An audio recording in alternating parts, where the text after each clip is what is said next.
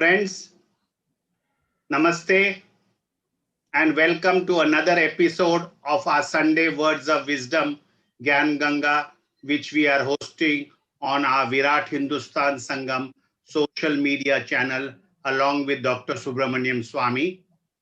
Today is our 78th Sunday episode. As you all know, earlier on when we started the program on the 2nd of April on Ram Navami Day, we had for 2 months daily program, and then thereafter we have started our Sunday weekly format at 8 p.m.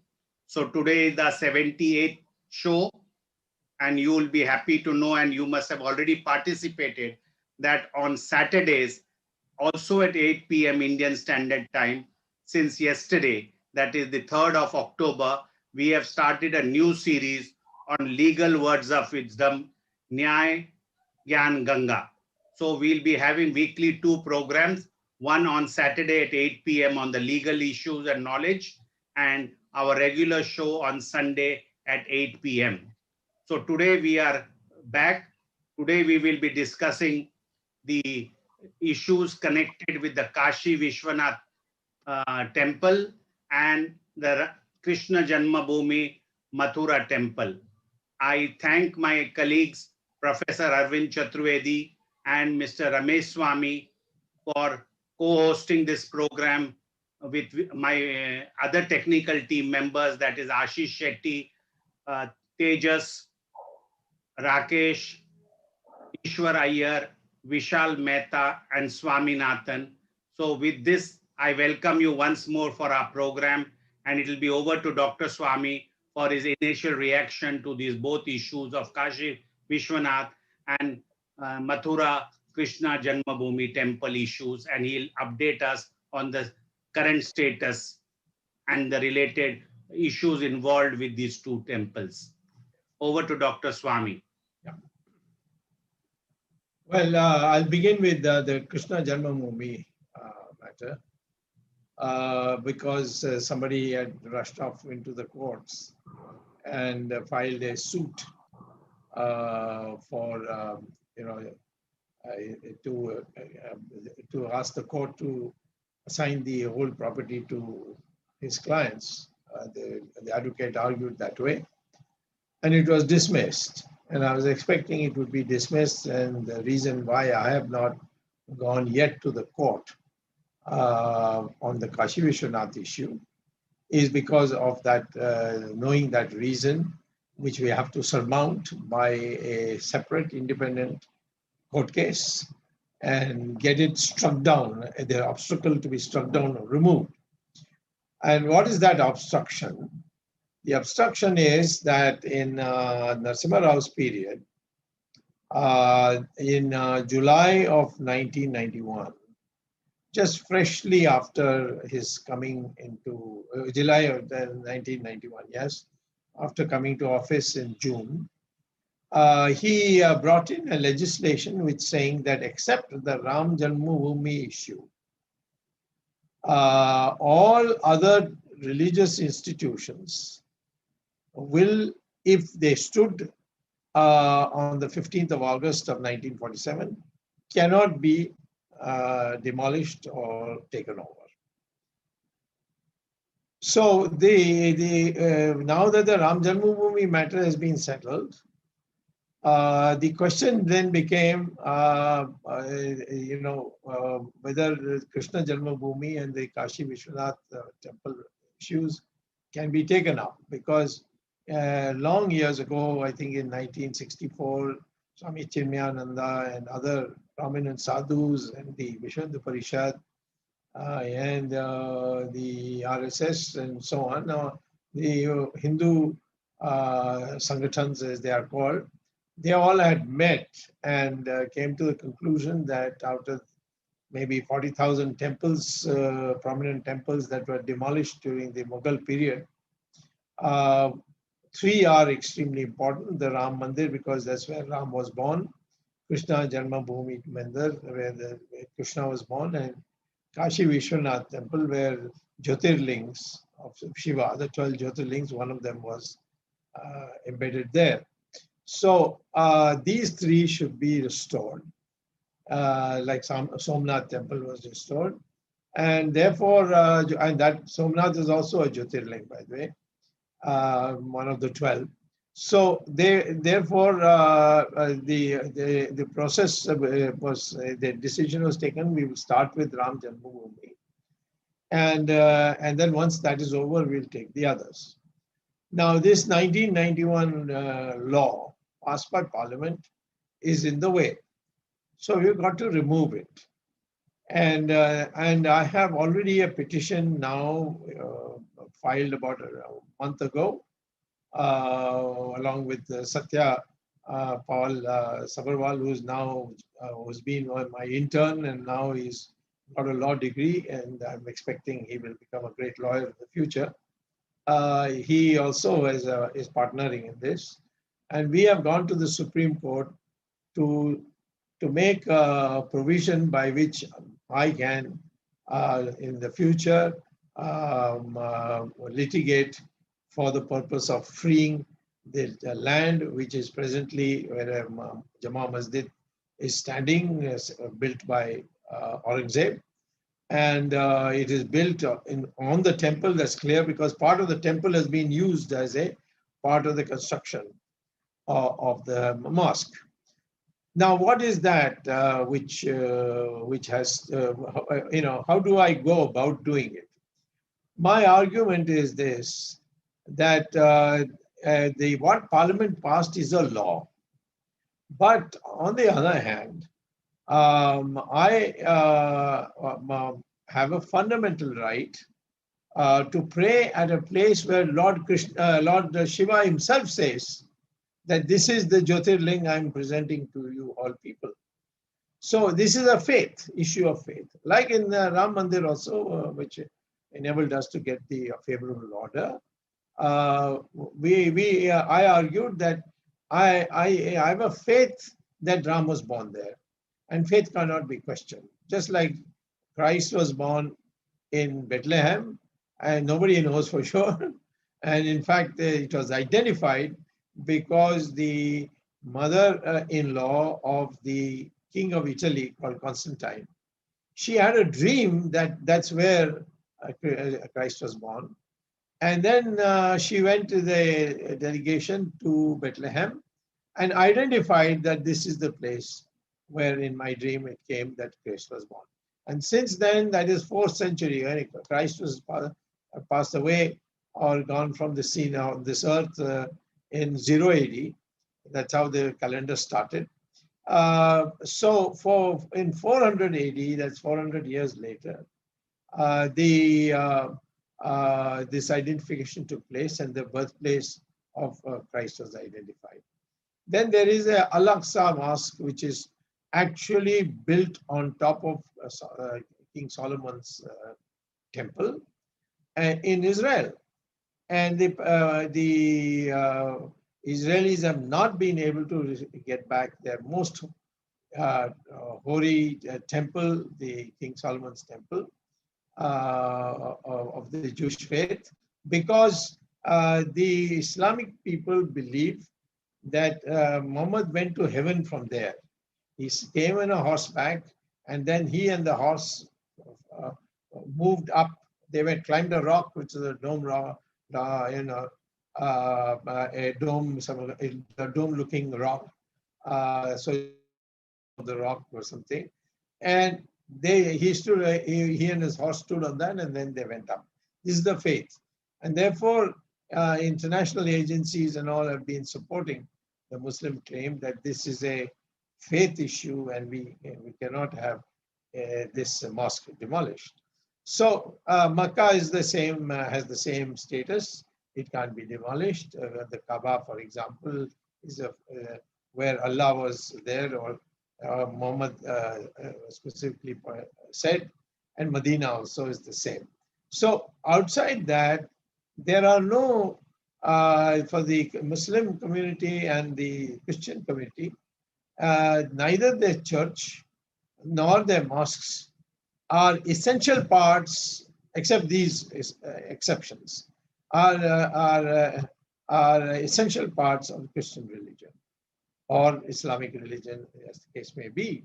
For instance, in the United States, Ramesh will tell you that there are many churches which have been purchased by the Vishwanath Parishad and converted into temples. And when I asked the Christians, when I found out, I went to one function for Diwali when I was teaching at Harvard, to a suburb of Boston, and it was held in a church. So I said, how can you hold it in a church? They said, no, this is not a church. This is a temple. We bought it. I said, why did you bought it? He said, nobody was coming to this church. They couldn't run it, so they sold it. Then the Christians told me very clearly that if the cross is removed from the church becomes a building. So any church today, if it is taken away, if the cross is taken away voluntarily, then it becomes a building, and it can be bought and sold. So therefore, what's happening is that tomorrow, for example, the Kapaleshwara temple was where today the Santhom Church is standing. And if the Christians agree to take the cross out, then they can give back that land, and we can restore the original Kapaleshwara temple in that place, which will be facing the ocean. Right now, after the demolition of the Kapaleshwara temple by the British soldiers, it was moved to a new location, I think in Mandivalam.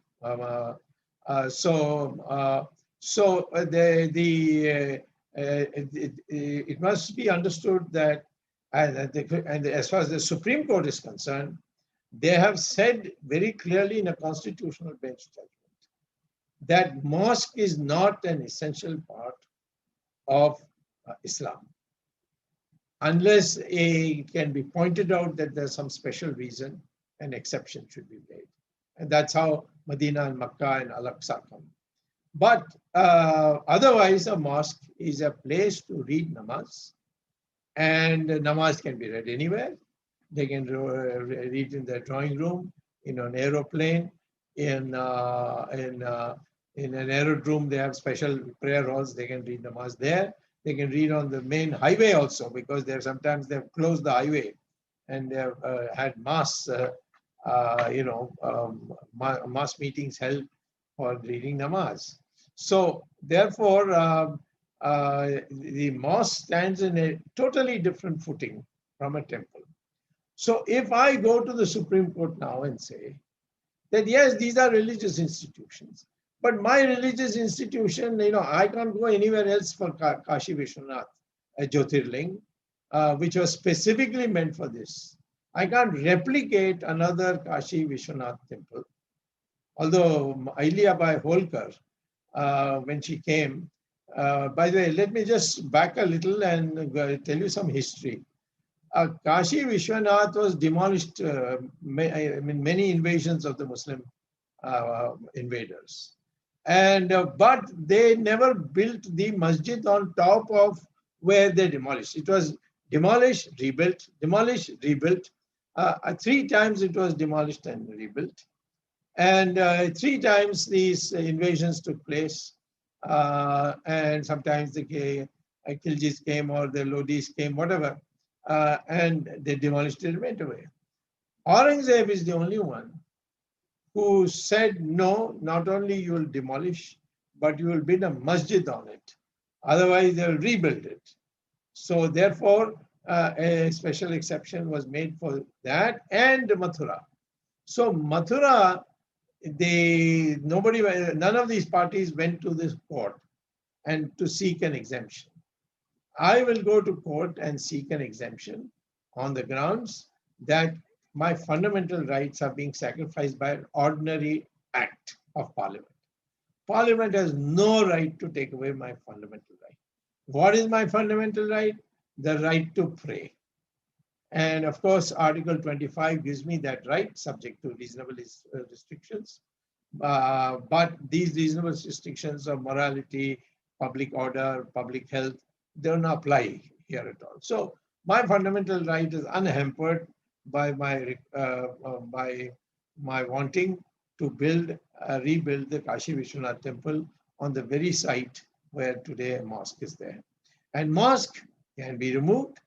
Who says that? Supreme Court says that. Was it challenged? Even the constitutional bench of the Supreme Court in the famous judgment called Faruqi versus the Union of India, even that was challenged when we were arguing the Ram Mandir case.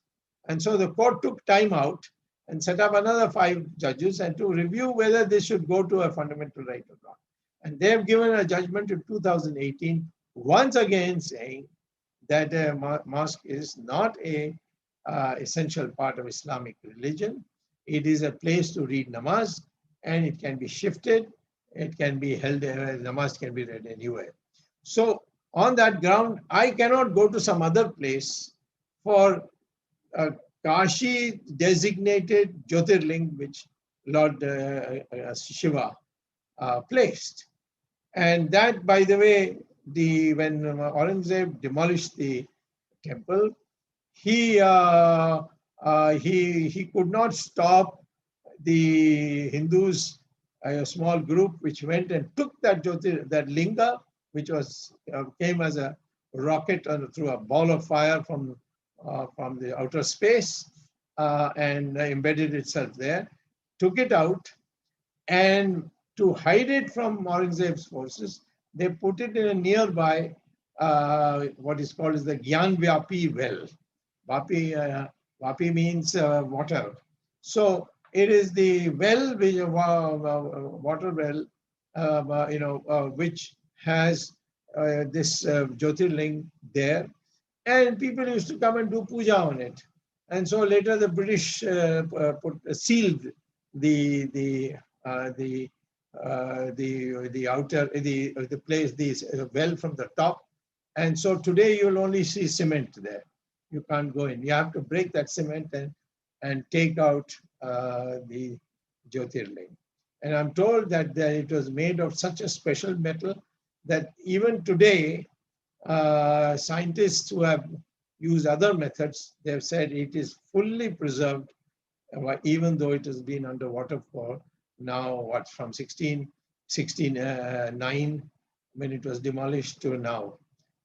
So that will be, 361 years ago. So therefore, I have a fundamental right. Muslims have no fundamental right. Muslims have a property right. And under Article 300A, any property of anybody in India can be taken over if compensation is paid. That's Article 300A of the Constitution. So unless there is some other reason why you can't take it away, it's inalienable. Here there is no such reason. And they can read namaz somewhere else in Varanasi. And so therefore, Mathura, the failure of those people who filed the suit was that they did not go to Supreme Court to argue that this also should, I should be allowed to do it. We should be allowed to do it because it's my fundamental right. That's where Krishna was born. They have not done that. And so that act stands. And no junior court like a civil court at the lowest level can overrule what the Supreme Court or the Parliament has passed. The only way anything Parliament passes can be challenged is if it is unconstitutional. So I would say that this act of 1991 is unconstitutional because it takes away my fundamental right. And no act of Parliament can take away my fundamental right under any circumstance. So I am entitled under Article 32 of the Constitution to challenge it. But when I go to court, I will also say to the court that if you can make an exception for Ram Janmabhoomi, then you can make an exception for Kashi Vishwanath also. And when I take up the Krishna Janmabhoomi after that Kashi Vishwanath, I'll make the same argument again. That, this is where Krishna was born. That's my faith. You can't challenge it. It has been laid down. It's part of the preamble. Faith is part of the preamble. That means basic structure of the Constitution. That is even it's a bigger than the fundamental right.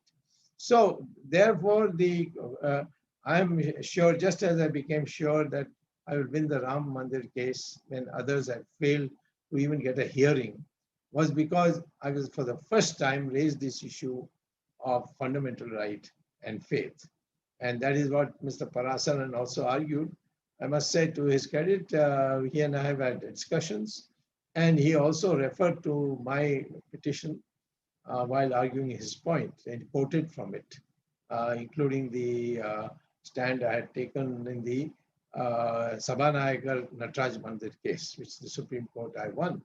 So today I will say we are not interested in any agitation. I am 100% certain that it's possible to argue this matter out and rationally. There are sections of Muslim community who say that this should be handed back, and that is the Shia community. And there are many others, Muslims of other communities, including Sunnis, who privately tell me, if you do it, without violence, without, a set of, showing your muscle, then I think it can be done. Because many people, when they go there to the masjid, they see the Nandi bull is still there, and it is looking at where the Jyotirlinga was stationed. So I mean, the moment a Hindu sees it, it makes his emotions come raw, and he gets very upset that it is still in this state. So therefore, masjid is, there are thousands and thousands of masjids. None of us want to demolish it, but it can be shifted. It can be found another place. So Mathura will also come in the same way. You have to go and argue that this is my fundamental right. It's very easy, because in the Ram Mandir case, it has been admitted that if your faith tells you Ram was born there, then nobody can challenge it. So if my faith tells me that Krishna was born. There's also one other thing. It's really largely a moral question, in my opinion. And it does bother me also. In 1968, the Krishna Janmabhoomi Mandir Samiti had negotiations with the Idgah Masjid Committee and came to a conclusion that we will have a part of that property, and Muslims have another part of the property. You continue your masjid, let the masjid be there, but this particular area of property, we will build a Krishna Mandir. And they built a Krishna Mandir. So it was an agreement between Muslims and Hindus. And should we break it? And the only question is that, if you have a temple just next to each other, next to a masjid, sometimes it can lead to unpleasant situations. So that is the way. But if Hindus and Muslims live peacefully, then there's no problem. Because the Janmabhoomi part is where the sanctum sanctorum was still intact once they built the temple after the agreement. So in the case of the Krishna Janmabhoomi, we need far more discussions with the Muslim community, with our intellectuals of all communities, not to do dadagiri in this. In case of Kashi Vishwanath, I think you can easily win it in court. Not only win it in court, but I think the Muslims will also see the logic that if it can be done in Ram Mandir, it will happen here. Why fight? Let's build a much better and nicer, with a bigger lawn masjid somewhere else in Varanasi. So it's possible that we can have an agreement. So it is in this context, you see, I am building this whole thing to see that we go ahead. I do feel that after we got independence, it must be remembered. Now, I am saying this because I'd like all our VHS people to know this, and it is part of the emotions of the VHS people, but it should be, put into a logical frame. And that is, you see, we are originally the Hindus are the original citizens of this country or inhabitants of this country, or this geography of which we call as country. And we were attacked from abroad. They came from abroad. It was not the internal rebellion. We have no problem with Buddhism because it was internal. We have no problem with Sikhism because it's internal. There's no problem with Jainism because it's internal. And in fact, the Constitution, in fact, defines all of them as Hindus. The definition of a Hindu in Article 25 is not only the Hindus, but also Sikhs, Muslims, Sikhs, Jains, and Buddhists. So, and the marriage laws and all are, almost the same. So, therefore, I would say that as far as the Muslim community and the Christian community is concerned, they both came from abroad. They were not here. They were not born here. And then they used force to somehow get control of the power here. And in that, while in power, they demolished these institutions, and a very large number. And therefore, in Goa, for example, the atrocities were tremendous by the Christians. So I think it will be good if, just as many people in Germany have gone an extra mile in accommodating Jews, because now there's a new movement starting, but it's a fringe movement. But generally, Germans have been very, very forthcoming in accommodating Jews after what Hitler did to them. So here it was also the same kind of massacre. I mean, the kind of horrible stories which we don't want our children to know, what Nadir Shah left behind, how many skulls mountains of skulls he left behind. And, the wholesale kidnapping and taking of women back to Arabia.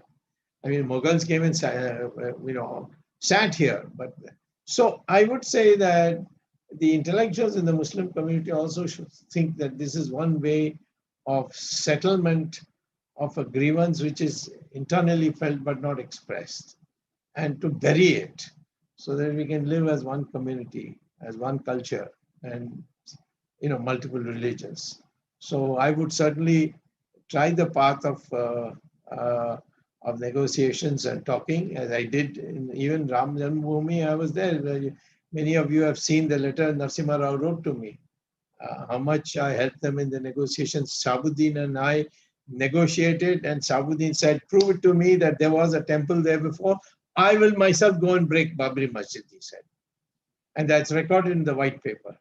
But unfortunately, a mob came and demolished this masjid. It became a prestige issue and so on. Ultimately, the courts had to come in.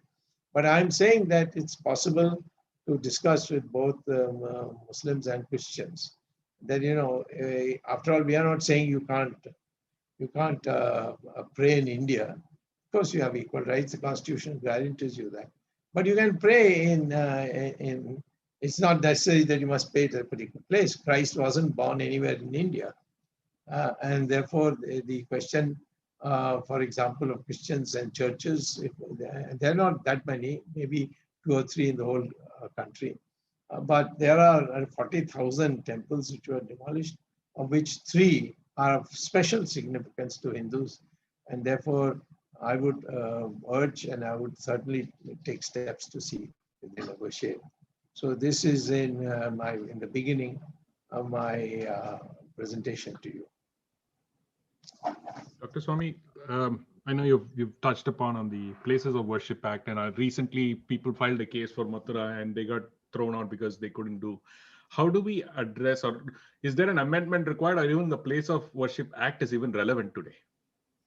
No, you can't say it's not relevant because it's an act of parliament, and that remains as long as we don't amend it or scrap it. Amendment is only one thing, that in addition to Ram Mandir being made an exception, please make Krishna Janmabhoomi Mandir also an exception, Krishna Janmabhoomi as an exception, and the Gyanvyapi area also an exception. So instead of one exception, make 3 exceptions. Then after that, none of us is interested in disturbing the order. This is one approach. But that I will only plead after having proved that it is unconstitutional. Why is it unconstitutional? My right to pray where Lord Rama was born or Lord Krishna was born or where the Jyotirling was installed is a fundamental right. How can you say that somebody else's ordinary right? I can understand if there was a fundamental right of the Muslims to have their masjid, then of course it's different. But the Supreme Court itself has said that masjid is not an essential part of Islamic religion. There's no fundamental rights involved. It's a place to read namaz, and namaz can be read anywhere. Only if I took a measure by which I deny the right of a Muslim to read namaz, then only their fundamental right question will come. But when you can read namaz anywhere, yes, congregation is one thing, but that's not a fundamental right. To congregate is not a fundamental, otherwise there won't be section 144. So therefore, I'm saying that my fundamental right is being taken away by this act, and therefore this act is unconstitutional. So therefore, those who want to save this act, they must make this concession that instead of one exception, 3 exceptions, and the court has that power. It's called casus omissus, a principle of casus omissus, which means where the court says that this was the intention of the parliament, then they can add these extras. And they can easily say that the principle on which the Ram Janmabhoomi matter was exempted applies equally to Kashi Vishwanath as well as Mathura. Then the problem is solved. Otherwise, I will ask for the scrapping of this act, which will lead to chaos, definitely. Yeah, and you mentioned during the speech about the churches being converted to temples. Yes. I'm surprised, Dr. Swamy, there are churches that have been converted to bars and nightclubs too. In Britain, I know that. UK, one of the oldest churches in UK. Yeah, I know. In Belfast, I mean, in multiple places, they've converted those because they were not able. For them, it is just a building for congregating people. Yeah, the only sacred part is the cross. If they are allowed to, if they take the cross away, and they are doing it, it's not that it is something against their religion. All the churches which are being sold in America and Britain is after the cross is taken out. Then you can come and occupy the building. Even the Udupi temple in Edison, New Jersey was an erstwhile Greek Orthodox church. Yes, right. That's right. In fact, I went there when. Yeah, you've been there. That's right. I inaugurated it. Yeah. So it's true. In 2014, you had actually written to the PM sometime in October, if I remember right, as to how to get back. I mean, at that point in time, how to get back Ayodhya. You also mentioned Kashi and Mathura, and saying that written to him. You did it again last November, saying that talking about this amendment to this act, let's get this done. It's not rocket science. The Supreme Court has no role to play. It is up to you just put it up in the parliament, pass it in a majority. I think it is easy to do, but kicking this can down the road, it's just aggravating this whole thing. Instead of just getting this solved, we are very objective. We are not asking, as you said, not asking for 40,000 temples. Yes. Though legally we can, but we're saying only 3. That's right. That's correct. Yeah, but you know that Mr. Modi has never taken initiatives in these matters. Even today, Ram Setu, the file is all cleared. It's prepared by the ministries, lying on his table for the last 5 years for declaring it as a national heritage monument. Of course, I've saved the Ram Setu and got the Setu Samudram project scrapped. So there's no threat to it. But, it has to be looked after. There's erosion going on, and, sea can erode anything. So that we can walk across to Sri Lanka, that kind of situation. So you have to declare it as a national heritage monument. And, during the Congress period, they even declared the place where Jawaharlal Nehru and Edwina Mountbatten used to have their rendezvous in Simla. Even that building has been declared as a national heritage monument. So therefore, they didn't hesitate at all. And when Manmohan Singh was Prime Minister, he got an island on Brahmaputra where Krishna was, by legend, used to dance with his dasis, as they were called. That's all, you know, I can't prove it, but it's a question of faith. And it was accepted, and the UNESCO also declared it as an international monument, you see. So I don't think we can expect the government to do it. Of course, the government might get involved when I'm about to win the case. Then they might take some interest. But at this stage, going through the government is pointless. Thank you, Dr. Swamy. Arvind, you can proceed. Doctor Swami धन्यवाद. आपने जो ज्ञानवापी काशी विश्वनाथ मंदिर और मथुरा का जो श्री कृष्ण जन्म स्थान और शाही ईदगाह मंदिर का प्रश्न है, बहुत ही सही परिप्रेक्ष्य में आपने संक्षिप्त बातों में सबको ये जानकारी दी कि मुद्दा क्या है. अब सब ये जानते हैं कि जब अयोध्या का राम मंदिर का प्रश्न आया था तो आपने सोते हुए एक न्यायालय में जो लंबित पड़ा हुआ था मामला, उसको आपने उठाया 2010 के बाद, और आपके प्रयासों से ही अंततः राम मंदिर का निर्णय हुआ. तो जरूर लोगों को अपनी एक आशा है कि जब आपने इस मुद्दे को उठाया है तो कहीं ना कहीं आप इसमें सफल होंगे. लेकिन अगर हम इन दोनों मुद्दों को साथ साथ देखें तो इन दोनों में कुछ समानताएं हैं और कुछ समानताएं नहीं भी हैं, विषमताएं भी हैं. और इनका जो हल है, इसके लिए भी आपने तीनों तरीके बता दिए. पहला तरीका ये है कि मुस्लिम समुदाय खुद ही पहल करे, और जिस प्रकार से एक लंबे समय तक अयोध्या का मुकदमा चला, उसको अगर हम अवॉइड कर सकें और बिना उसके हिंदुओं को सौंप दिया जाए. पहली बात तो ये है. और ये भी आपने बता दिया कि शिया समुदाय के कुछ लोगों ने इसमें पहल की है, उन्होंने स्वयं ये बात उठाई है कि काशी और मथुरा का जो प्रश्न उसी तरह हल नहीं होना चाहिए न्यायालय के जरिए, बल्कि सहमति से होना चाहिए. दूसरा तरीका है कि न्यायालय में जाया जाए. यहाँ पे थोड़ा फर्क है कि जो श्री कृष्ण जन्म स्थान की बात है, 1832 से वहां पे मुकदमे लगातार चल रहे हैं, और हर मुकदमे में जो जन्म स्थान के समर्थक लोग हैं वो जीतते आ रहे हैं. और आखिरी मुकदमा जो हुआ था 1966 में हुआ था, और 1966 के मुकदमे के बाद 1968 में ये समझौता हुआ, एग्रीमेंट हुआ कि दोनों पक्षों को जो 13.37 एकड़ की भूमि है, 13.37 एकड़ की, वो बांट दी जाएगी. तो ज्ञानवापी के मामले में इस प्रकार का कोई मुकदमा नहीं है. हालांकि जैसे कि आपने अपने वक्तव्य में बताया कि अनेक प्रकार के बाद ये कभी मंदिर बना, फिर टूटा, फिर बना, फिर टूटा, और अंततः औरंगजेब ने इसको बनाया. और तीसरा सोल्यूशन जो है, तीसरा जो हल हो सकता है, वो है कि 1991 का जो प्लेस ऑफ वर्शिप एक्ट है, जिसको हम उपासना स्थल विधेयक कहते हैं, उसको थोड़ा सुधारा जाए. हिंदुस्तान में जब से संविधान बना है 104 अमेंडमेंट्स हो चुके हैं हमारे संविधान में. तो क्यों नहीं हम 105वां अमेंडमेंट लाएं. और जिसकी आप बात कर रहे हैं वो यही बात कर रहे हैं कि अभी जो विधेयक है उसमें 15 अगस्त 1947 की स्थिति में सिर्फ एक को एक्सेप्शन दिया गया था, that was Ram Janmabhoomi Ayodhya. So the 2 more temples can be added, which is an amendment to the act. That's right. तो ये तीसरा तरीका है. I can bring a private member's bill also. Correct. तो तीसरा तरीका जो है एक अमेंडमेंट का है. इन तीनों में से किसको आप ज्यादा जन सुलभ मानते हैं और किसको आप समझते हैं कि सबसे कम समय में ये हल ढूंढा जा सकता है इन तीन प्रयासों में से?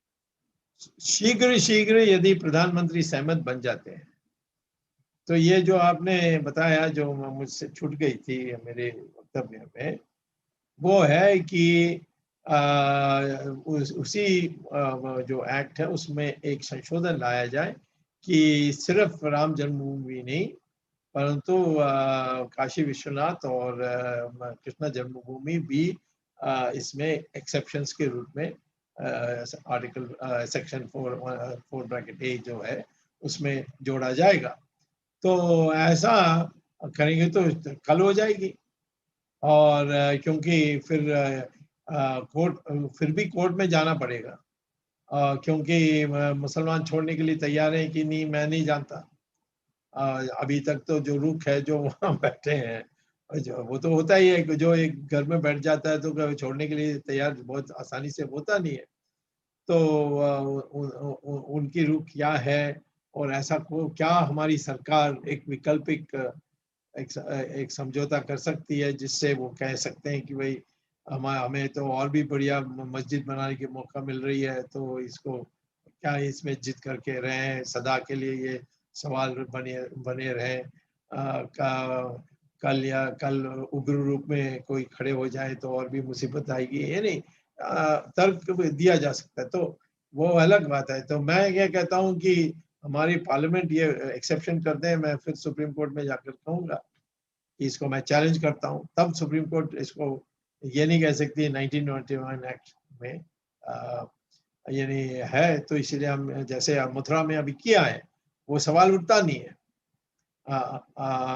अब मैं पहला सवाल यही कर रहा हूँ कोर्ट में कि ये कोर्ट हो सकती है मुझसे कहेगी जैसे वो निर्भया के इसमें जब मैंने कानून प्रस्तुत किया कि ये ऐसे जोड़ा जा सकता है, शक्ति यानी पावर्स हैं सुप्रीम कोर्ट को कभी कभी अमेंड भी यानी मामूली अमेंड भी कर सकती है एक स्पेशल कंडीशंस में एक्ट को। उन्होंने मुझे कहा नहीं तुम पार्लियामेंट जाओ और करो, नहीं वहाँ हो सकता तो फिर आओ। पार्लियामेंट गया और मैंने कहा गांधी इंचार्ज थी, उसने तुरंत उसको कर दिया था। तो मैं ये कहता हूँ कि आपने अच्छे सुझाव रखे हैं और मैं इसीलिए कहता हूँ कि ऐसे विचार विमर्श होना चाहिए। मैं तो कहता हूँ कि हमारे देश में जो मंदिर हैं वो इतनी बुरी हालत में है, उनकी जो पैसा है चूस के निकाला जा रहा है।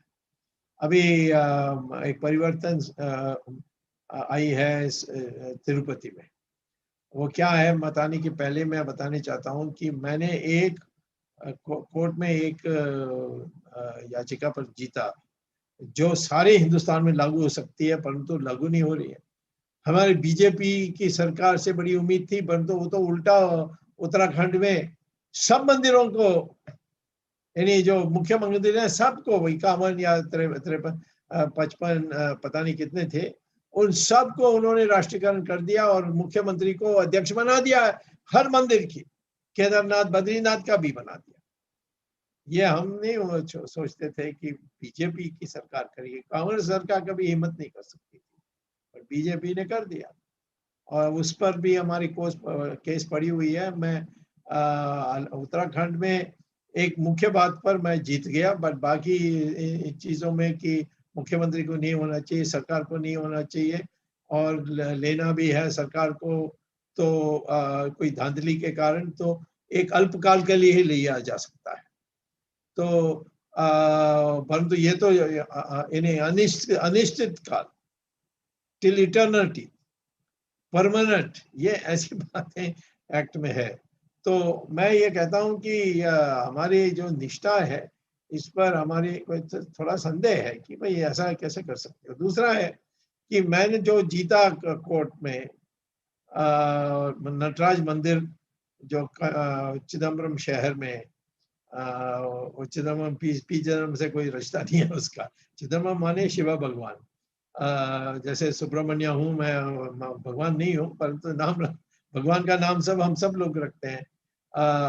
तो इसीलिए उस जो नटराज मंदिर में डीएमके सरकार ने उसको ले ली और उसकी सारी पैसा और जेवर सबको चूस रही थी, निकाल के अपने जेब में डाल रही थी।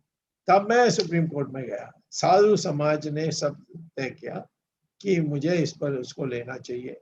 स्वामी दयानंद सरस्वती जो जिन्होंने हिंदू धर्म आचार्य सभा बनाया, उन्होंने मुझसे कहा, सुप्रीम कोर्ट में मैं जीता। सुप्रीम कोर्ट ने ये कहा कि सरकार किसी मंदिर को लेगी तो टेम्पररीली रह सकती है, एक अल्पकाल के लिए। मैंने कहा 30 साल, उन्होंने कहा 5 साल, और जो भी दुरुस्त करने के लिए कुछ है ये पहले कन्विंस करनी चाहिए, उसके बाद अल्पकाल के लिए उसके लिए 5 साल से ज्यादा नहीं, और फिर वापस कर देना चाहिए ट्रस्टीज को। ये मैं कहता हूँ ये सारा हिंदुस्तान में लागू कर सकती हैं। 5 लाख मंदिर हैं जो सरकार के नियंत्रण में, परंतु कोई सरकार सुनने के लिए तैयार नहीं। तो इसीलिए मुझे कोर्ट केस में जाना होगा। मैं तिरुपति में गया हूँ। तिरुपति में मेरे दो प्रार्थना थे, एक कि तिरुपति को छोड़ दो। इसी प्रकार से मैं पद्मनाभ टेम्पल में भी गया। वहाँ मैंने कहा कि सारे जो एमपीज एमएलएस को कमेटी में डाली है कम्युनिस्ट राजों ने, कम्युनिस्ट और कांग्रेस ने, उनको हटाना चाहिए। वो हटा दिया। अब मैंने कहा इसको वापस राजा महाराजाओं को दे देना चाहिए, लक्ष्मी नालापात जैसे लोगों को वापस कर देना चाहिए। तो उस पर अब ये सुप्रीम कोर्ट में आई है, क्योंकि हाई कोर्ट ने कहा कि इनको तो हम मान्यता यानी रद्द कर दी थी 1947 में या 50 में जब कॉन्स्टिट्यूशन बनी, तो हम उनको कैसे दे सकते हैं। मैंने कहा उन्होंने निर्माण किया तो उनको ही दे देना चाहिए। तिरुपति में मुझे पता नहीं किसकी है। तो कोर्ट में 2 बातें कही थी। मैंने कहा एक, जो सारा मंदिर की साधन को लिया गया उस पर सीएजी का इंक्वायरी होनी चाहिए, और आगे से सारा अकाउंट्स जो है सीएजी की वो मान लिया, और जगन ने मान लिया। जगन के बाद इतना जो प्रोपेगेंडा करते हैं चंद्रबाबू नायडू के लोग और हमारे भी कई उग्र लोग करते हैं, वो तो बिल्कुल यानी वो क्रिश्चियन इसके पिताजी हो सकते थे, बट ये तो क्रिश्चियन उसको मान ही नहीं सकता। फिर उन्होंने कहा कि जिसको तेलुगु तिरुपति देवस्थानम बोर्ड का चेयरमैन बनाया वो क्रिश्चियन है, वो तो पक्का हिंदू है। उससे इतनी सख्त हिंदू मैंने देखा नहीं, परंतु प्रोपेगेंडा चली उस पर। अब हमें दिख रहा है कि चंद्रबाबू नायडू के काल में 20,000 करोड़ निकाली गई थी तिरुपति मंदिर से, और यस बैंक पर डिपॉजिट की गई थी। अब यस बैंक तो कोलैप्स हो गया, तो क्या हुआ ये 20,000 करोड़। तो इसीलिए इस प्रकार से लूट मार होते होते आज मंदिर तो इतनी बड़ी व्यापक थी। वहाँ भारतनाट्यम पढ़ाया जाता था, ज्योतिष शास्त्र पढ़ाया जाता था, योगा पढ़ाया जाता था। मंदिर जाओ, पूजा करके फिर इसमें आप भाग लो, तो पूरा दिन का काम था। अब वो मंदिर छोटे आते, उसके सारे जमीन चले गए, उसके गाय भैंस सब लूटे गए। तो हम इसकी पुनरुत्थान के लिए हम लोगों को एक व्यापक रूप से मंदिरों के लिए करना चाहिए, क्योंकि आज तक एक भी मस्जिद या एक भी चर्च फाइनेंशियल घपला के लिए सरकार ने अपने नियंत्रण में नहीं लिया। जब सुप्रीम कोर्ट में एक याचिका में मैंने पूछा क्यों सिर्फ हिंदुओं का ही लोगे, तो उन्होंने कहा कि हमने कहाँ रोका है, एक केस लाओ हमें, हम उस पर यदि ये दिखता है कि पैसे की घोटाला हुआ है तो हम भी कह देंगे सरकार इसका नियंत्रण करना चाहिए। तो हमारे देश में ये हिंदुओं के ऊपर छाती के ऊपर बैठकर या हिंदुओं के वोट लेकर आने के बाद विश्वासघात करना बहुत बुरा है, और मैं समझता हूँ उसमें शाप लगेगी। तो इसीलिए हम लोगों को परिश्रम करना होगा और प्रयासित करना होगा। डॉक्टर स्वामी, हम वापस ज्ञानवापी और कृष्ण जन्मभूमि पर आते हैं। उसमें 2 छोटे प्रश्न मेरे और भी हैं। हाँ। पहला तो ये है कि यदि हम ये अमेंडमेंट की बात करें जो उपासना स्थल विधेयक 1991 की है, जब उपासना स्थल विधेयक आया था तो राम जन्मभूमि को एक अपवाद माना गया था और ये कहा गया था बाकी सब बहस नहीं होगी। अब हम 2 की और जोड़ने की बात करें तो फिर वही सवाल आएगा कि क्या गारंटी है कि भविष्य में चौथा या 5वां या 6वां मंदिर कोई नहीं आएगा, पहला सवाल। दूसरा सवाल यह है, हर मंदिर में आप फंडामेंटल राइट की बात नहीं उठा सकते। राम मंदिर तो बहुत है हमारे देश में, उसमें हम फंडामेंटल राइट की बात नहीं कर सकते। हमें अधिकार है पूजा करने के लिए, कोई तुम्हें रोक रहा नहीं है।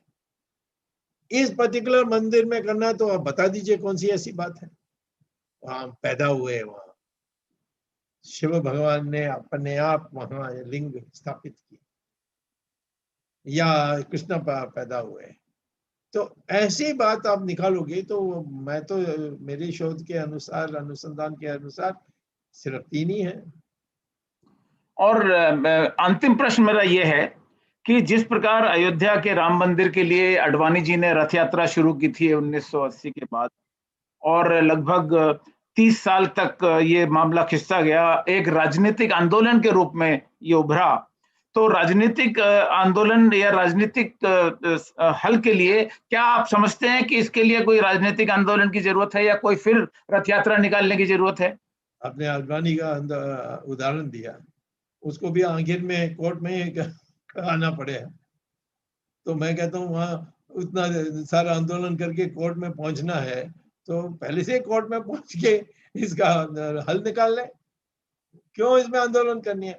मैं आपको बता रहा हूँ, एक सारे साधु समाज उत्तर भारत के मथुरा में एकत्रित हुए थे। अब इस साल में मेरे ख्याल में जनवरी में, और सारे साधुओं ने सर्वसम्मति से तय किया कि काशी विश्वनाथ की मुक्ति के लिए हम एक समिति बनाएंगे, ज्ञान व्यापी मुक्ति समिति, और उसका अध्यक्ष सुब्रमण्यम स्वामी को हम न्योता देंगे। और मुझसे पूछा, मैंने कहा अवश्य मैं तैयार हूँ, हम आम सभाएं कर सकते हैं, मैंने कहा, बट ये आंदोलन नहीं, आंदोलन से यानी एक माहौल अराजकता की पैदा होती है और दूसरे लोग भी करवा देते हैं। कोर्ट में जाकर मैं कर सकता हूं, मुझे पूरा विश्वास है। तो उन्होंने मान लिया, और अब हमारी मीटिंग होनी थी अक्टूबर 16 पिछले जून में, सारे साधु समाजों का बहुत बड़े, लगभग सारे उत्तर भारत के साधु समाज के लोग इकट्ठे हो गए थे, और परंतु ये कोरोना के कारण नहीं कर सके। अब कई लोगों को घबराहट हो गई, भाई ये काशी विश्वनाथ तो वाराणसी में है, ये कहीं इसके पीछे और कोई कारण है? मैं, कोई कारण ही नहीं है। प्रधानमंत्री कह दें कि ये मेरा क्षेत्र है, मैं करूंगा, तो मैं जाकर फ्रीडा उनको दे दूंगा, पर वो तो नहीं करने चाहते हैं। राम मंदिर में तो जितने विलंब हुआ वो तो उनके तरफ से ही हुआ। मुझे यहाँ तक अमित शाह ने कह दिया था कि तुम राम मंदिर का डेट लगवा दिया, अब तुम निकल जाओ इसमें से। मैंने कहा कि मैं कैसे निकल सकता हूँ, मेरा तो याचिका वहाँ है। तो मैं ये कहता हूँ कि इसमें क्रेडिट यानी श्रेय किसको जाएगा, इसमें बहुत घबराहट होती है। मैं साधु होता तो इतना उत्तेजना नहीं होती, क्योंकि मैं राजनीतिज्ञ भी हूँ, इसीलिए बहुत बड़ी उत्तेजना है कि इसमें कोई बड़ा, इनकी एक बड़ी, हमें तो बहुत बुद्धिमान मानते हैं सब लोग, तो इसीलिए दुनिया भर के मैं योजना बना रहा हूँ सारा संसार को अपने पॉकेट में लाने के लिए, तो उसमें ये घड़ी है। इस प्रकार से भय जो है वो है। तो मैं इसीलिए कहता हूँ आंदोलन नहीं करना, मैं तो नहीं करूँगा। और मैंने समिति को कहा, समिति ने भी मान लिया कि आज के माहौल में जब इतनी अच्छी हमारी कोर्ट केस की तर्क है, हम लोग बस आम सभाएं करें। मैं चाहता हूं कि रामलीला ग्राउंड में सारे साधु समाज, युवा युवती, आजकल तो युवा में ज्यादा जोश है, युवक में और युवतियों में ज्यादा जोश है हमारे धर्म के बारे में, वो सीखने चाहते हैं। अब नई नई बातें उनको पता लग रही है, संस्कृत अब आर्टिफिशियल इंटेलिजेंस में आ गया है, योगा यानी अपना स्वास्थ्य को सुधारने के लिए सब मानते हैं। तो इस प्रकार से आज उनमें जोश है, परंतु वो सीखने के लिए उनके लिए आम सभाएं करनी चाहिए। एक हम लोगों को सबको बुलाकर ये कोरोना जाने के बाद रामलीला ग्राउंड में एक आम सभा कर सकते हैं, सभाएं कर सकते हैं, परंतु आंदोलन नहीं कर सकते। जगदीश जी,